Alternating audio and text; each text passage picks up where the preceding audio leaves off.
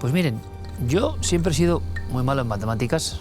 Sé que algunos comparten conmigo esta circunstancia, quizá por no entenderlas, pero había un aspecto que se daba en matemáticas que a mí siempre me gustó muchísimo, porque quizá le veía una utilidad directa, ¿no?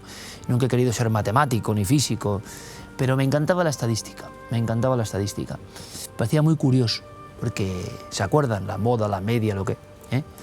La mediana, y un montón de circunstancias con las que tú podías hacer un puzzle que te informaba de algo. Me gustaba mucho.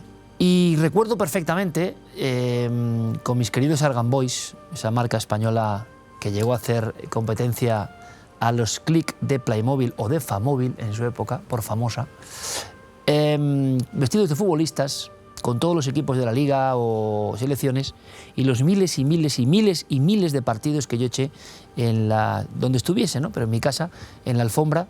Entonces yo hacía las propias ligas, ¿no? Entonces tenía que calcular los goleadores, los puntos, quién había... Me encantaba, era un poco como... ¿Saben en la NBA que las estadísticas son muy importantes? Pues yo siempre estaba con estadísticas, y de vez en cuando hago alguna, porque me gusta saber, en los temas nuestros, me gusta a veces hacer estadísticas, saber cuántas veces hemos tocado estos temas, estos otros... En fin, es un mundo de los números, pero muy próximo, muy comprensible. Y hace poco me dio el punto, porque a veces así, con la oreja en la almohada pasan cada cosa, ¿verdad? Y me dio por pensar, dije, joder, llevo toda la vida en este oficio, y pensé, ¿a cuánta gente he entrevistado yo? ¿A cuánta gente he entrevistado yo? Entonces lo puse en las redes sociales, en lo del misterio, ya saben, y me encanta porque enseguida, no, eres un fantasma, nunca mejor dicho, ¿no? ¿Cómo vas a entrevistar a tanta gente? Pero me quedé corto. Yo dije que había entrevistado a 17.000 personas, ¿no? Y resulta que me olvidé todas las de los libros. ¿Cómo hice el cálculo? Vean qué interesante, porque ahora contaré por qué. Lo importante no es el número, sino qué entrevistas no puedes olvidar, ¿no? Por diversos motivos. Pues fíjense, este programa, que yo no sé el número del programa que será este, pero estaremos cercanos ya a los 900, redondeen, pongan 1000, luego redondearemos a la baja. ¿Cuántos entrevistados hay cada semana en Cuarto Milenio? Hagan el cálculo. Añadan los 1000 programas de Milenio 3 durante 15 años. De 3 horas, ¿cuántas horas son esas y cuántos entrevistados? Añadan los otros 1000 programas en las 11 emisoras que yo estuve antes de llegar a la SER, del año 90 al 2002. Añadan. Y ya por ahí andaba 17.000. Pero claro, me olvidé todos los reportajes de las revistas, durante 7 u 8 años entrevistando sin parar a gente, y todos reportajes de los libros. En un solo libro, El Paraíso Maldito, hay más de 600 entrevistas. Pues es mucha gente. ¿O no tanta? Luego hice el cálculo de horas de televisión y horas de radio. Parece menos, pero entrevistas impresiona mucho, porque evidentemente en cada programa hay más de una entrevista. Bien. Me ha pasado estar entrevistando y quedarme pálido porque alguien entraba por la ventana de un 9º piso en una emisora. Me ha impresionado mucho entrevistar a personas que estaban encontrando a sus muertos en ese momento enterrados en el desierto en Ciudad Juárez. He entrevistado a personas que me han sacado una hoz oxidada porque la entrevista no les gustaba y se me ha puesto a perseguir. Esto ocurrió en un pueblo extremeño. Y me decía alguien, ¿y cuál es la que no olvidas nunca? Pues es muy simbólico, porque yo siempre les digo que siempre tengo aquí, para no olvidarme de dónde vengo, ni quién soy, el primer libro que yo leí, la entrevista que siempre me hubiera gustado hacer y nunca conseguí, siempre hay una entrevista que nunca consigues, que es con el niño que vive el primer caso, Jean-Claude Silvente, que me hace a mí estar en el fondo aquí y enamorarme de esto. Pero al responder a esta persona, al intentar responder, me vino a la mente enseguida, con 11 años, cuando entrevistamos a los primeros testigos ovni de nuestra vida. Patxi Uriarte, Audícana, que sí le pudimos traer a Cuarto Milenio años con 11 años. No se te olvida, porque yo lo he pensado muchas veces, no es el número de entrevistas, es, imagínate que en la primera entrevista de tu vida, que bueno, no sabíamos ni entrevistar, claro, ni estábamos que estaríamos en 6º de GB, en 7º de GB, qué locura, qué es decepcionante. Imagínense que el entrevistador no quiere, o que te lo cuenta mal, o que...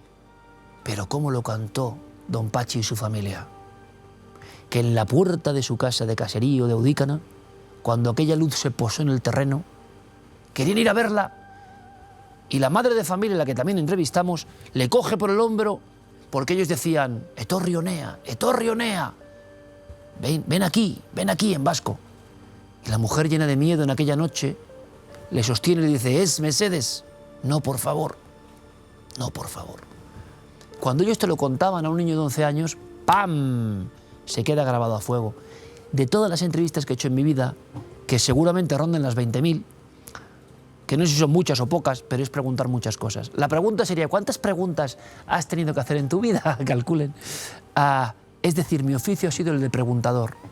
¿Qué significa un oficio de preguntador? Pues que sabes poco. Yo decía, espero haber aprendido algo de este peregrinar de 35 años, venga a preguntar. Pero ¿saben cuál es la clave? Ni es el número, ni es la importancia. He entrevistado a personas muy importantes y casi todas las sorpresas me las ha dado el pueblo. Me viene a la mente ahora esa familia que yo me encuentro al llegar a Valencia, al llegar a Paiporta, la primera que yo veo, todos apiñados en un balcón que no podían bajar por los coches hasta arriba, absolutamente abandonados. Esa entrevista se produce directamente porque les pregunto qué han visto, ¿cómo vas a olvidar esas entrevistas, no? ¿Cómo vas a ni siquiera...? Y sin embargo muchas se olvidan. De esas miles, muchas se olvidan. Recuerdo una que estoy en un lago en Túnez y salgo y noto yo que por el tobillo me ha pasado algo, y fuera hay un tipo con una serpiente y digo, ¿esto es lo de aquí más o menos? Vean qué entrevista más corta y más rápida. Y me dice, sí, y no nos entendemos bien, no habla inglés, y de repente le digo, pero es mala, ¿no? ¿Es peligrosa la serpiente esta que anda en este rollo que no sé por qué hago aquí? Y me hace así y me dice, si te pica, te vas con Alá. Y yo, hay entrevistas muy cortas, pero que no se olvidan. Entrevistas muy largas donde no encuentras, hay que picar piedra y no encuentras la respuesta que tú... gente durísima, gente, me acuerdo, madre mía, Villares del Saz, casos concretos que ha sido una y otra vez y que no, y que no, y que no. Tantas historias. Pero el pueblo ya no. Es el pueblo como cualquiera de nosotros, más que las altas instancias a las que muchas he podido entrevistar, sabiéndose ello o no, los que me han dado las grandes sorpresas y las grandes lecciones. Y no es demagogia barata, ni populismo, es lo que a mí me ha ocurrido. Nada es superior a la fuerza de alguien que te cuenta el misterio y te lo cuenta, y como he dicho 1000 veces, y ustedes lo saben, está reviviendo en una película que se ha activado en el cerebro. Así como yo he olvidado muchísimas de las entrevistas seguro que hice, porque las neuronas tendrán la capacidad que tengan, hay algunas que no se olvidan, que están ahí, ¡pam!, y saltan en un momento como un recuerdo.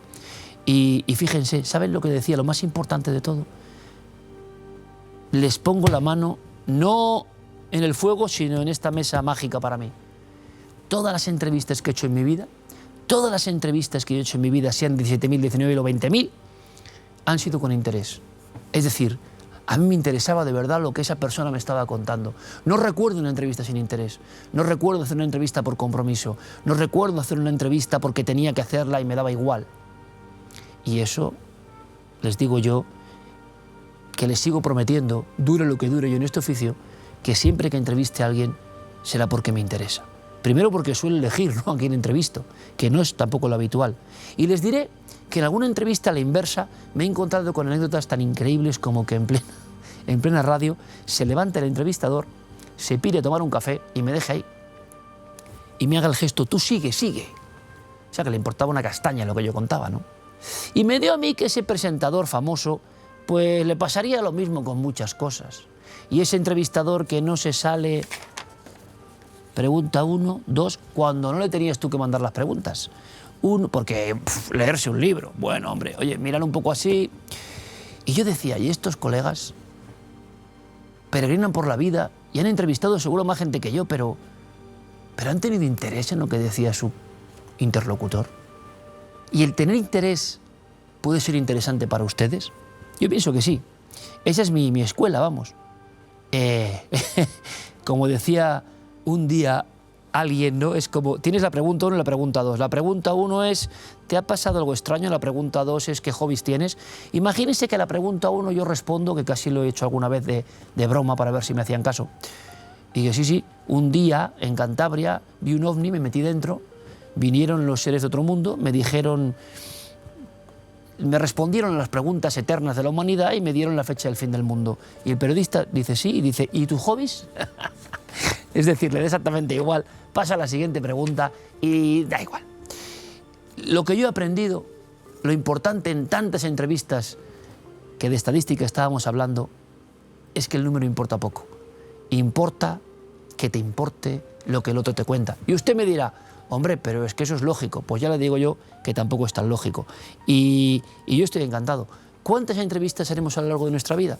Ah, ¿quién lo sabe? Lo que yo les digo es que voy a dejarme todo lo que yo tenga para no acabar nunca yéndome a tomar un café, pasando a la siguiente pregunta o sin interés, porque en el fondo nosotros aprendemos al tiempo que aprenden ustedes. Y eso es lo que es, creo yo, una buena misión paralela. Hasta dentro de 7 días, amigos.